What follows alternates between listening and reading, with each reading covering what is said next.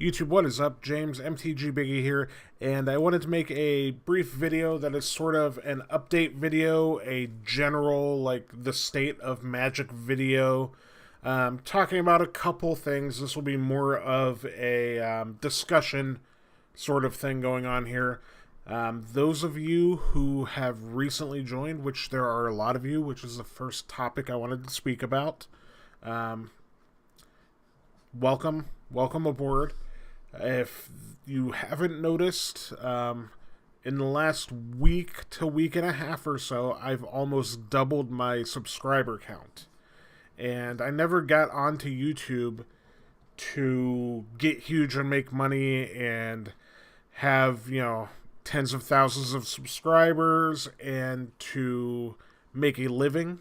This was supposed to be a hobby where I can make videos and content about the stuff that I'm into with Magic the Gathering, and I can have a discussion with some folks. Well, that certainly has happened, and I've been very thankful for that, and I've had some great conversation with a lot of people on here, and now the amount of people that I get to talk to is nearly doubled. We're at 207 as of right now at 9:47 on October 2nd. I might even have more if I refresh, probably not yet. 207. And a week or so ago, I broke 100, or I was just over 100, 120-ish. And about a month and a half, 2 months ago, I finally reached that threshold of 100 subscribers. So thank you guys very much. I think it's due in part to the standard deck techs. People seem to really enjoy those videos. They do fairly well. People at least watch them. And then really engage in the comment sections of all of those videos. So that's been great. I really enjoy putting them up and making those videos and talking and getting some pointers and some advice from some of the community and just some ideas in general. It gives me a good idea of what everybody enjoys, the sort of deck archetypes that people want to play, even if they're not always the greatest decks. So that's been really, really fun.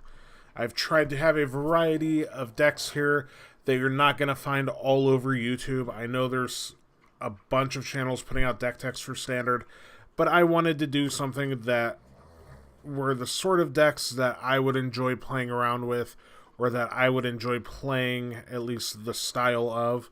That being said, they've done really well, and that is thanks to all of you guys who were already subscribed and to the new folks here. If you haven't yet, I suggest any video of mine that you watch, this included, comment down below, say what's up. And seriously, 9 times out of 10, I reply fairly quickly. I've had more comments in the last week and a half or so than I have ever on this channel. So it's been difficult to keep up with, but I've been trying my best. Either way, thank you guys. I look forward to conversing with all of you, and I hope you guys enjoy what we have going on here. If not for me and my content, for the other folks down in the comment section below, to have a conversation and talk about Magic and talk about decks and cards and wizards and the whole nine. That's been awesome seeing that, and that's why I've been here doing this. So, moving on, now that you guys have seen my standard deck techs, for the decks I've been brewing and tuning and playing around with and having fun with, we have some real results from the new standard for this weekend. The release weekend tournament, of course, is generally going to be the Star City Games Open, and they just had an Open today, or this past weekend, and the results show an interesting mix of decks. Of course, this was the Star City Open in Dallas, and if you look through the top 8, we have Sultai Energy, Rod Me Not Bread, Sultai Energy, Blue-White Approach, 4-color energy, another 4-color energy, and Esper Gift. So what this tells us is that while Ixalan and the rotation have happened, and while there's a lot of cards missing from Standard that used to be here from 4 entire sets of Magic the Gathering. Not much has changed as far as what's viable in Standard. And I don't think this is the permanent meta. I don't think this is representative of how things are going to be going forward. I just think it is, when you're playing in a competitive event like a Star City Open or a Grand Prix or something like that, and it's week 1, and you have a deck that you're used to playing for months before that, although there is a new set, and I'm sure people would like to be playing dinosaurs and pirates and all sorts of other archetypes or whatever, it's probably your best bet to go with the most competitive, at least the most known option. So if I were going to play at an Open this past weekend, I probably would have brought like Ramunap Red. So that's understandable. I don't think it's going to stay that way. I think the format needs some time to adapt and to get a feel for the new set and the new cards. I mean, it goes on past the top 8, like Team Energy, Grixis Control, which is cool to see. Ramunap Red, Green-Black Energy, Sultai Energy, a bunch of Mono Red, Blue-White Approach, Constrictor, Sultai Energy, lots of energy. And then, like, the Grixis Improvise, which is very interesting. That was a deck. Mardu Vehicles, Wave Down in 38th. Bunch of energy, Teamer Pummeler, Green-Black Aggro. Dinosaurs, finally, in 45th place. Dinosaurs had a finish in the green-red variant of the deck, which I'm sure is going to be the correct variant to play. But yeah, that's what the format looks like right now, and like I said, it's too early to tell if it's going to stay that way. I'm sure to a degree it will, but I'm sure once the more experienced pro players get some of these cards and some of these decks in their hands, maybe we see some change. Or maybe it's going to take until Rivals of Ixalan to really inspire a huge change in the meta. That's how Standard works. People play the decks that they like or that are the best decks in the format, and they play those decks as long as possible, and if there's enough of that deck to survive through rotation, they continue playing it. Like Ramunap Red did incredibly well and before rotation and kept most of its stuff. So that deck's obviously a great choice. Energy in general, those decks had nothing in them from Innistrad or Zendikar, so they just automatically poured over easily. Either way, it's interesting to see. Standard is at least a format that's not being dominated by a singular deck. It's being dominated by 2 to 3 older decks with a couple new pieces. So that's interesting and neat. I like the fact that while things didn't completely change, at least we get to see some new stuff as far as cards in general. Moving on, another funny thing that happened. The past week or so, I guess there was a sort of hoax with Legacy where a few people who had a little bit of reach started tweeting about this mystery Pirate Stompy deck called either Pirate Stompy or Popeye Stompy or something like that, saying that it was putting up some 5-0 results on Magic Online, and then like really boasting about this deck, and people started hyping it up on the internet, as folks do, especially in a format like Legacy that's pretty set. There's rarely a brand new deck that comes in, and the hype train took off, and people were really convinced that there's a Pirate Stompy deck. It turns out there really wasn't. Bob Huang, I'm terrible at pronouncing Asiatic-based names, so I apologize. But Bob Huang put up an actual list, and if you look through it, it's pretty silly. Like, there's Ramirez de Petro, some new pirate guys, a bunch of stuff from Mercadian Mask, commons and uncommons. that have not seen play since Mercadian Mask Limited. Anyway, deck looks pretty silly, but there were some notes and stuff on the card choice. And then it comes out, he showed some of the tweets going on, and basically came out and was like, yo, this was all a hoax, no big deal. And the funny thing is, people have been like talking about it on Reddit, saying there's multiple versions, like this is mystery deck that people are looking for a list to, and whatever, and it was never a thing. So they made it a thing, and now some people are actually playing it and putting up some results and stuff. There was a screen cap from a streamer who was actually winning games with it. So, not to say that it is a real deck, but somebody won some games with this deck at some point over this last week. Either way, it's really, really funny that the amount of excitement that people have over a new deck in a format like Legacy coming out is to the degree that as soon as word catches on, people are all over it. I know a fellow YouTuber, Pleasant Kenobi, who plays a lot of Death and Taxes like myself in Legacy, has been live streaming all day today with some version of the pirate deck. So it's pretty cool. If you catch it out there, Popeye Stompy or Pirate Stompy, give it a look. It's pretty silly. I'm going to have a hell of a laugh if I ever play against it at a real tournament at any point. But that was a funny piece of news, and I found it fairly interesting.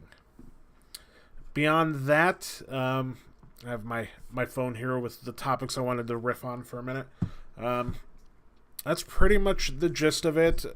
A group of friends of mine and myself are considering working toward trying to actually play in some PPTQs and trying to have the goal of being able to make it to an RPTQ to qualify for the Team Pro Tours next year. For Team Constructed. I don't know that that's a incredibly realistic goal. It is worth trying, though, because Team Magic is the best way to play Magic. So, a group of my friends and I, who we all have a group text going on, and we all kind of keep track of Magic, and we play together at our local shop. Shout out to E&D Games, Newport Richey, Florida, of course. We got brought up that, hey, we have 6 of us, that's 2 teams. If everybody tries to qualify and win a PPTQ, if 1 or 2 of us can get through, we can maybe at least qualify for an RTPQ and or RPTQ and try to actually like live the dream or whatever, and try to make it to the Team Pro Tour. It's not likely, it is improbable, but it will be fun to try. So I am the sort of dude that doesn't like have a ton of time to play Magic. I don't get to travel and go to GPs all the time. I don't take a lot of time off to play Magic. I work a lot.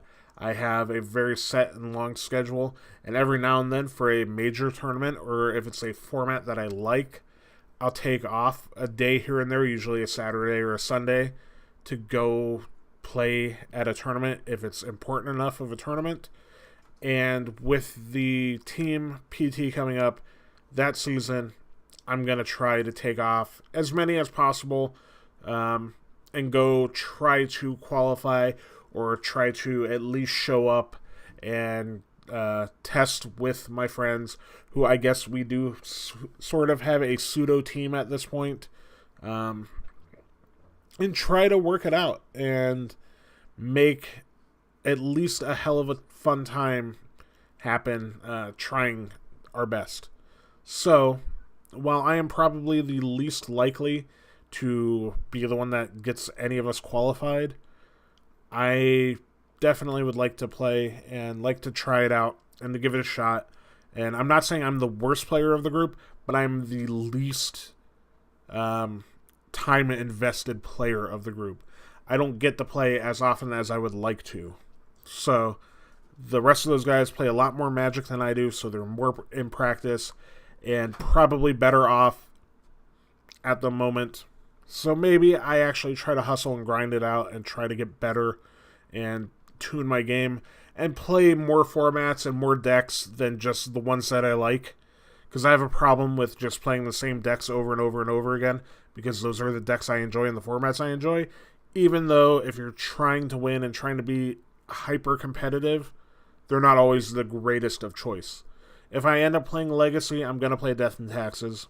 Legacy is a format where not many people could afford multiple options for a deck. And B, I think it's a great deck.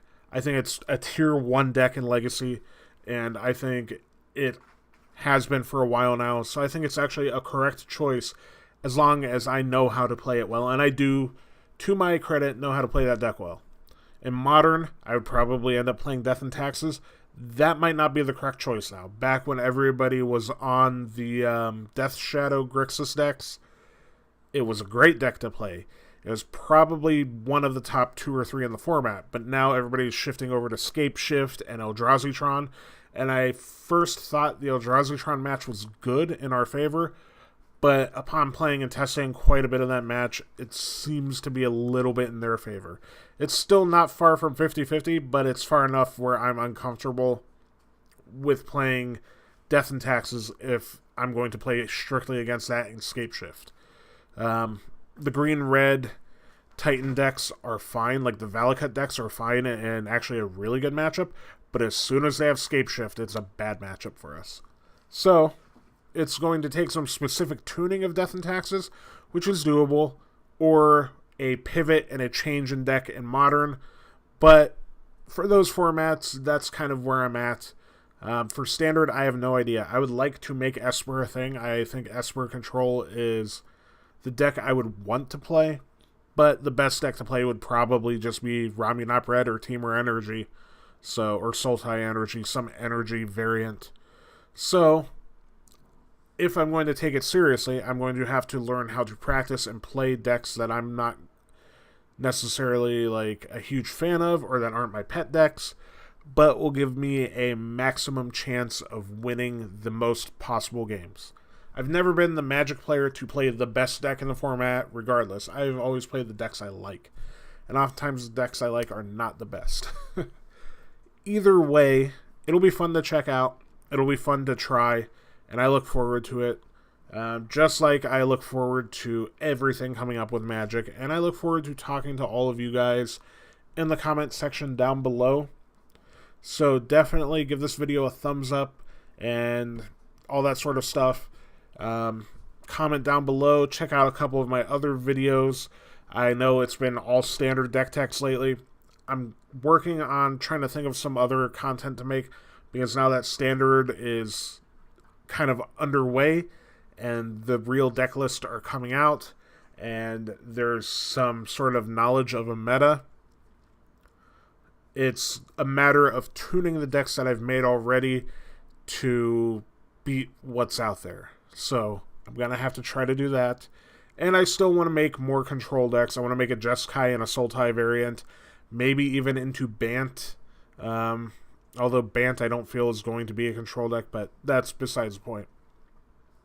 Regardless, I will talk to you guys again soon. And I look forward to hearing from all of you.